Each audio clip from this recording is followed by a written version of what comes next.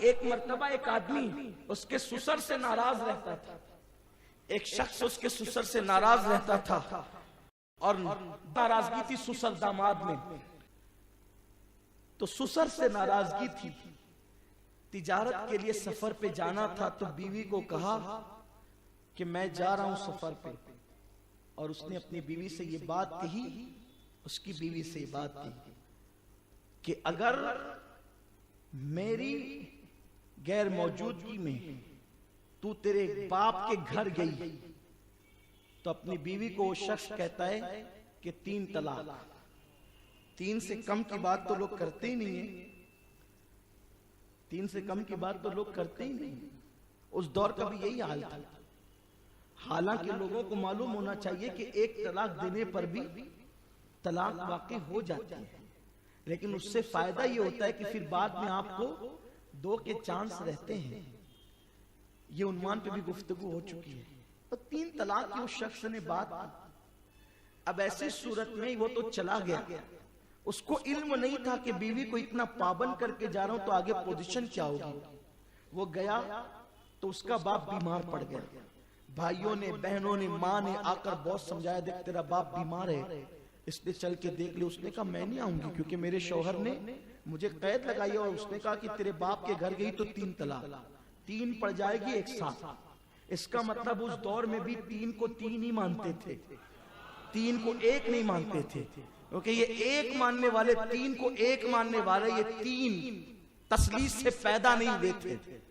उस वक्त की विलादत जो है वो वाहिद से ही हुआ करती थी, तसलीस से नहीं होती थी। इसीलिए लोग 3 को 3 ही मानते थे। जुमले सख्त हो तो माफ कर दिया करें, इसलिए कि जिस वक्त गलती का इजाला करना हो तो फिर थोड़ी सी सख्ती करनी होती है। और इसमें हम मजबूर हैं, क्योंकि मजहब के मामले में अगर सभी मीठा मीठा कहने लगे तो फिर हक कौन कहेगा यार? कोई हक कहने वाला भी तो चाहिए ना।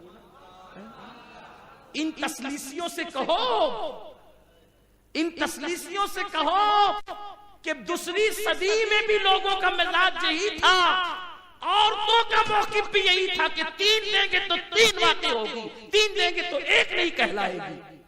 इसलिए उसने कहा कि 3 की बात कही है उसने, मैं नहीं आ सकती।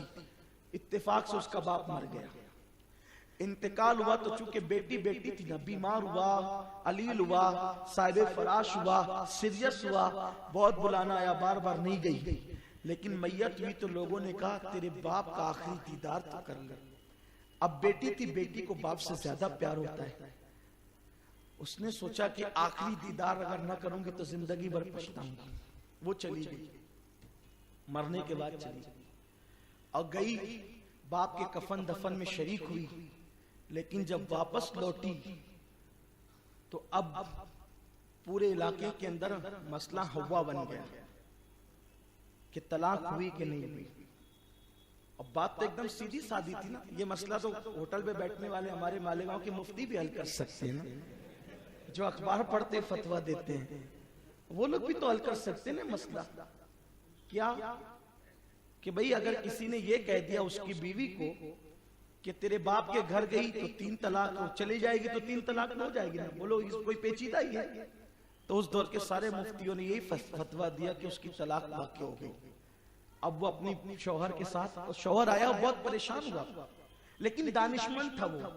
उसने कहा कि वाकई ये गई, मेरी बात को इसने इतनी लाज रखी कि बाप के जीते जी, बीमार पड़ने के बाद भी नहीं गई, सीरियस होने के बाद भी नहीं गई, सकरात के आलम में भी नहीं गई, लेकिन मरने के बाद आखिर बेटी थी ना, आखिरी दीदार के लिए तो उसको जाना था, चली गई। ठीक है, कोई बात नहीं, लेकिन गलती तो मैंने की। मुझे नहीं पता था कि मर जाएगा, ससुर मर जाएगा, ये नहीं पता था उसको। उस शख्स ने सोचा कि लेकिन मरता क्या नहीं करता, खूबसूरत बीवी को मैके पहुंचा दिया। अब अकेला रहने लगा तो बहुत टेंशन हुआ, इसलिए कि जब तक बीवी होती है ना तो उसकी कदर नहीं होती लोगों को। जब चली जाती है तो तब पता चलता है कि तेरे औकात क्या है। बहरहाल अर्ज कर रहा था कि उस शख्स ने, बेचारे ने सोचा नहीं था कि मेरे जाने के बाद मसला इतना गंभीर हो जाएगा, और बीवी को पहुंचा दिया। अकेले अकेले रहने लगा तो लोगों से बहुत टेंशन में रहता था। किसी ने कहा एक काम कर, इमाम आजम के पास जा, इन्नमा यख्शल्लाह मिन इबादिहिल उलमा, जो अल्लाह से डरने वाला इल्म वाला होता है फिर उस कैसे वो तजल्लियात बिखेरता है। इमाम आजम के पास उसने कहा मसला तो सब लोग हल कर चुके हैं ना, उसने कहा जा तो सही इमाम के पास। इमाम के पास आया, सारा सवाल बयान किया। अब जब सवाल बयान किया तो इमाम आजम ने कहा किसने कहा तलाक हुई? तलाक तो नहीं हुई, जा तेरी बीवी तेरे निकाह में बाहर नहीं निकली। ओहो, वो तो बहुत खुश हो गया।